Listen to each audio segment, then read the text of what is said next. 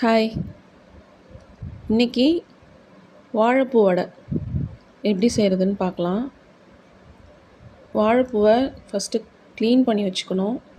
அதில் நடுப்புற அந்த நரம்பு மாதிரி இருக்கும், அதை பிச்சு எடுத்துட்டு தனியாக எடுத்து வச்சுக்கணும். இது பசங்களும் சாப்பிடுவாங்க. இந்த மாதிரி முறையில் வடை செஞ்சு கொடுத்தா எங்கள் வீட்டு பசங்களுக்கு ரொம்ப பிடிக்கும். எங்கள் வீட்டில் இது ஃபேவரட்டான சாப்பாடு. ஈவினிங் ஸ்நாக்ஸு, லன்ச்சு எப்போனாலும் சாப்பிட்லாம்.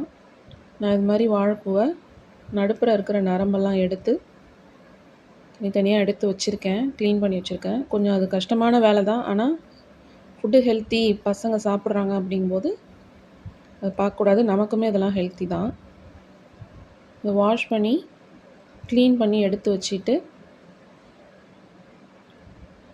இதில் நம்ம தண்ணி ஊற்றி உப்பு போட்டு வேக வைக்க போகிறோம்.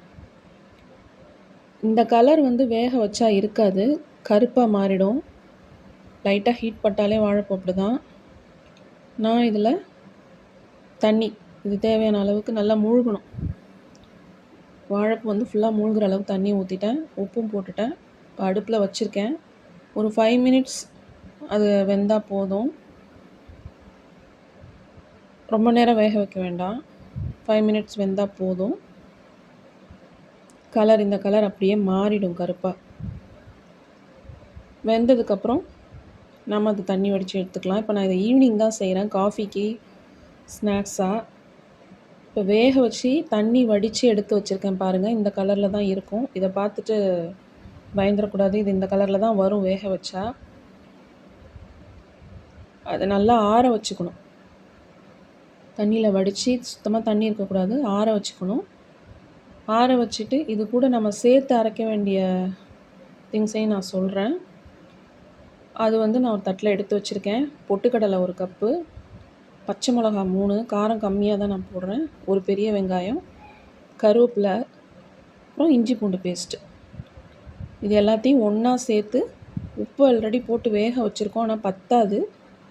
கூட கொஞ்சம் உப்பு போட்டு அரைச்சி எடுத்துக்கணும். தண்ணி நிறையா ஊற்றக்கூடாது அரைக்கும்போது. தண்ணி தெளித்து தான் அரைக்கணும். தண்ணி ஊற்றுனீங்கன்னா வடை பிடிக்க கஷ்டமாக இருக்கும். நான் இப்போ அதை அரைச்சி எடுத்துட்டேன். இந்த மாதிரி தான் இருக்கும். இதிலே அப்படியே டேரெக்டாக போட்டால் உடஞ்சிரும் எண்ணெயில். உள்ளே எந்த திப்பியாகவும் இருக்கக்கூடாது. பார்த்தா உங்களுக்கே தெரியும். இந்த மாதிரி உருண்டை பிடிக்கிற பதத்துக்கு வரணும் மாவு. அரைச்சி எடுத்தோடனே இது இன்னும் நமக்கு கிறிஸ்பியாக வேணும், நல்லா சாஃப்டாக இருக்கணும் அப்படின்னா நாம் இது கூட இது மாதிரி விரல்லே தட்டி போடலாம். இன்னும் கிறிஸ்பியாக சாஃப்டாக வேணும் அப்படின்னா இது கூட நம்ம பச்சரிசி மாவு ஆட் பண்ணிக்கணும்.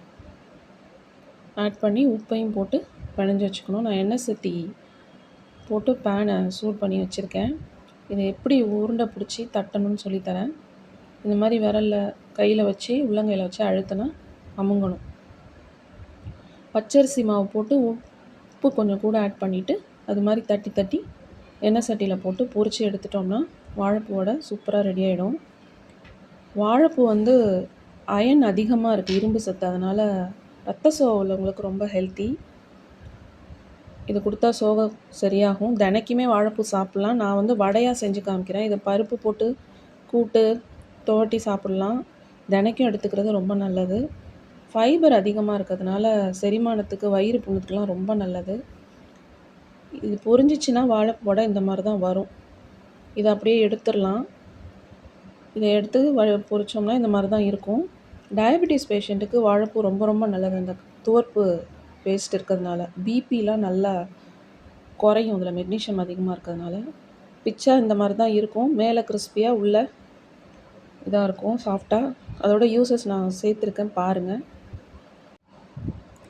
ப்ளட் ப்ரெஷரை குறைக்கும். பீரியட் இர்ரெகுலாரிட்டி இருக்கிறவங்களுக்கு நல்லது. கிட்னி பிரச்சனை இருக்கிறவங்க, கொலஸ்ட்ராலை கண்ட்ரோல் பண்ணும். வாயில் ஹைஜீன் மெயின்டைன் பண்ணி யூஸ் ஆகும். இதோட யூசஸ் பார்த்துக்கோங்க. உங்களுக்கு பிடிச்சிருக்குன்னு நினைக்கிறேன். சப்ஸ்கிரைப் பண்ணுங்கள், கமெண்ட் பண்ணுங்கள், ஷேர் பண்ணுங்கள், லைக் பண்ணுங்கள். தேங்க்யூ.